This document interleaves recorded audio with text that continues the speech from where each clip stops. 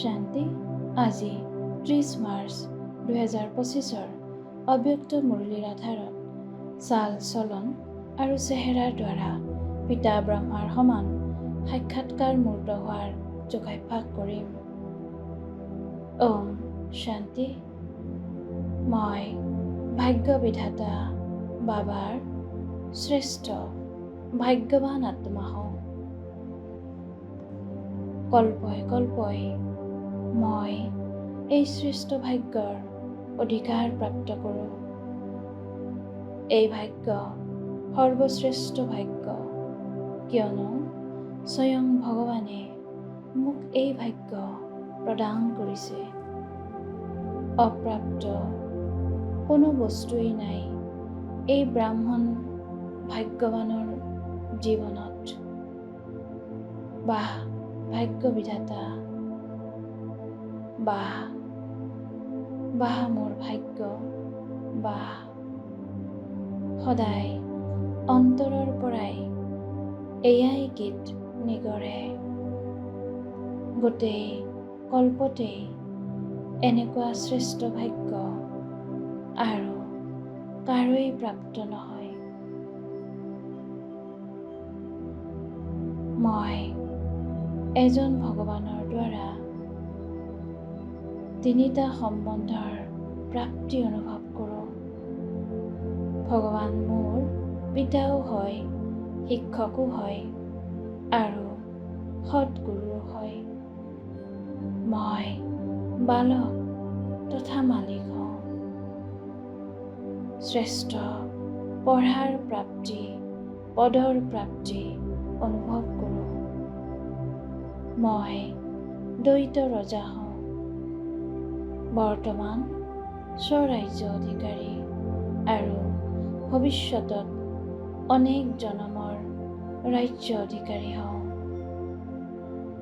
স্বয়ং ভগৱানৰ দ্বাৰা প্ৰাপ্ত হোৱা প্ৰাপ্তি মোৰ অনেক জনমলৈ চলে। তেওঁৰ দ্বাৰা প্ৰাপ্ত ৰাজ্যও অখণ্ড, অটল, নিৰ্বিঘ্ন। মই নিশ্চিন্ত বাদশাহ।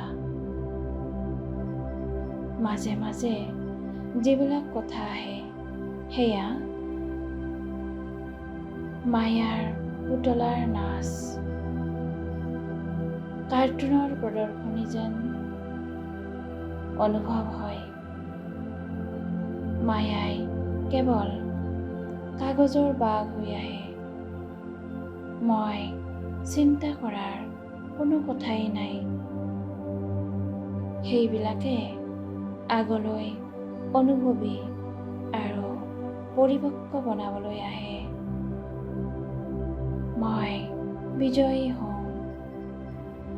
মোৰ সন্মুখত সম্পূৰ্ণ হোৱাৰ লক্ষ্য সদায় থাকে। লক্ষ্য সন্মুখত থকাৰ বাবে মই সদায় সচেতন হৈ থাকোঁ। মোৰ ভিতৰত থকা জ্ঞান এতিয়া চলন আৰু চেহেৰাত প্ৰকট হয়। মোৰ স্বৰূপ দিব্য হৈ গৈ আছে। ইমান শ্ৰেষ্ঠ ভাগ্য, উত্তৰাধিকাৰ, পঢ়া, পদ, স্বৰাজ্য প্ৰাপ্তিসমূহ। গতিকে মোৰ চলন চেহেৰা সেই অনুসৰি দিব্য হৈ গৈ আছে। মই সাক্ষাৎকাৰ মূৰ্ত হওঁ। আত্মাসমূহে মোৰ দ্বাৰা নিজৰ ইষ্ট দেৱ দেৱীক অনুভৱ কৰে। তেওঁলোকে ভাবে যে এওঁ আমাৰ ব্ৰহ্মা পিতাৰ সমান মোৰ অব্যক্ত ৰূপ দেখা পোৱা যায়। মই চেহেৰা আৰু চলনেৰে সাক্ষাৎকাৰ